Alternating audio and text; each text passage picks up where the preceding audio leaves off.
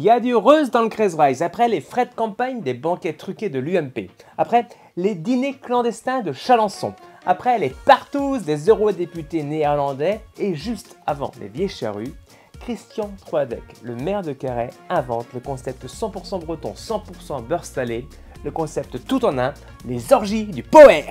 Après avoir menacé l'un des plus gros festivals de musique d'Europe de les foutre à la porte l'année dernière, et après avoir été élu vice-président du conseil régional en charge des langues de Bretagne, l'édile de la cité doublement millénaire, aussi bien connue pour ses coups de gueule que pour ses coups de gueule, n'a rien trouvé de mieux à faire que de se taper un gueuleton. Heureusement pour lui, les médias nationaux sont plus concentrés sur les riboules du gouvernement britannique pendant le confinement. C'est quand même fou ça, à quel point les Parisiens en ont rien à foutre de ce qui se passe en dehors du périphérique. Le Tour de France passe 4 jours sous le soleil en Bretagne, balèque! Dès le lendemain, on dit qu'il fait un temps de breton sous la pluie de Laval. En juillet, un papolet traverse l'Atlantique à la rame, balèque! Alexandre Benalla a pris 18 mois avec sursis. En août, un petit gars de Saint-Cradec, c'est chez moi, ramène 4 médailles des JO. Balèque! Pascal Praud est, je cite, un peu trop à droite. En octobre, un élu quimpérois est accusé par 51 femmes d'agression sexuelle. Balèque! Zemmour est à 12%. Mais bon, revenons à nos moutons. Qu'est-ce qu'il a encore fait, Christian? Eh bien en fait, il avait prévu un repas pour les agents de la commune et pour les élus pour la fin d'année. Bon, jusque-là, pourquoi pas, après tout, c'est une mairie, c'est aussi un employeur, ils peuvent bien faire plaisir à leurs salariés en fin d'année.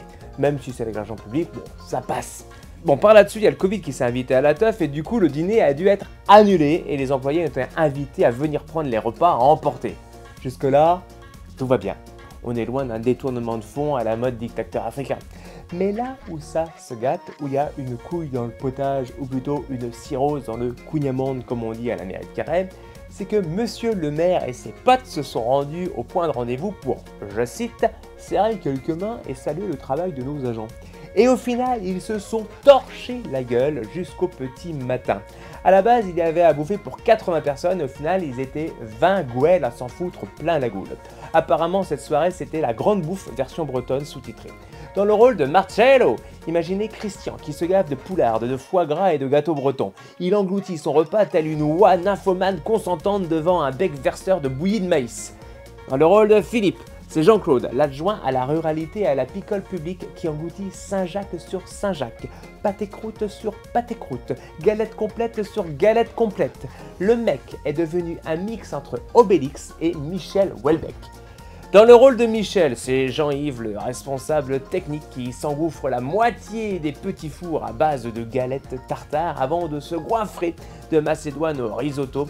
Il lui en reste encore sur les joues quand il attaque le caviar à la louche et se jette sur les 12 bourriches d'huîtres au caramel au beurre salé avant d'enfourner entre 2 € et 4 paix 4 couignes-amandes allégées en beurre.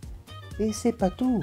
On apprend dans le télégramme que certaines personnes ont ce soir-là eu des comportements indignes de leur fonction, résume sobrement l'un des participants. Selon nos informations, l'état des toilettes a, par exemple, nécessité l'intervention spécifique d'un agent municipal pour le nettoyage. Au cours de la nuit, une employée municipale a fait une chute lors d'une altercation consécutive à un incident et a été blessée au visage. Imaginez la scène. D'un côté, nous avons Nadège de la Contin qui est en train de monter au 7e ciel de Carhaix dans les toilettes avec Jean-Michel et Jean-Maurice après que ce dernier lui ait proposé de lui faire visiter son tracteur.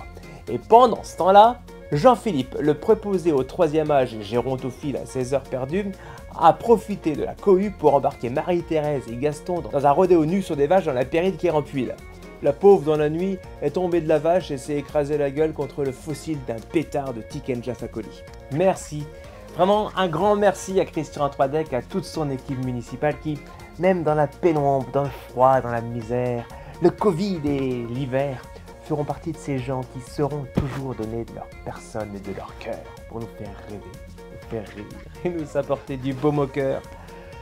Et nous prouver que même chez nous, au fin fond de la Bretagne, loin du tumulte de la ville, il ne sert à rien d'avoir le pouvoir d'un dictateur, le pouvoir d'un homme d'affaires multimillionnaire, au pouvoir d'un politicien national pour en abuser. Allez, canavo!